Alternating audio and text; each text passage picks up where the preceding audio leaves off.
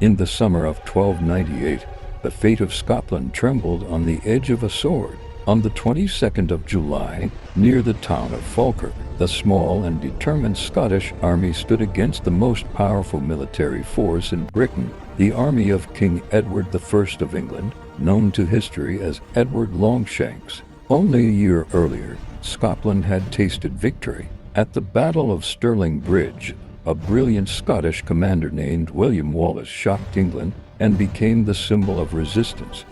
But that victory came at a price. Edward I was furious, and he personally marched north to crush the rebellion. The English army that reached Falkirk was massive. Thousands of armored knights, disciplined infantry, and, most importantly, longbowmen whose weapons would soon change the course of warfare.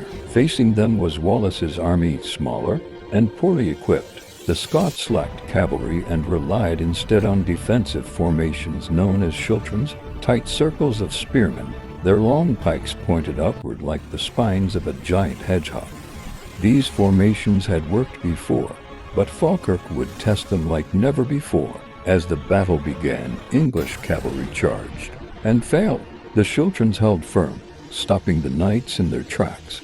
For a moment, it seemed the Scots might survive. Then Edward changed tactics. He unleashed his longbowmen.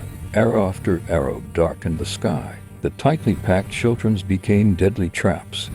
Scots soldiers fell by the hundreds, unable to move, unable to escape. The English infantry advanced, breaking the shattered formations. By the end of the day, the Scottish army was destroyed. William Wallace survived, but the rebellion lost its leader, its momentum, and its hope. The Battle of Falkirk was a crushing defeat, but not the end. Scotland would rise again. New leaders like Robert the Bruce would learn from Falkirk's lessons and continue the fight.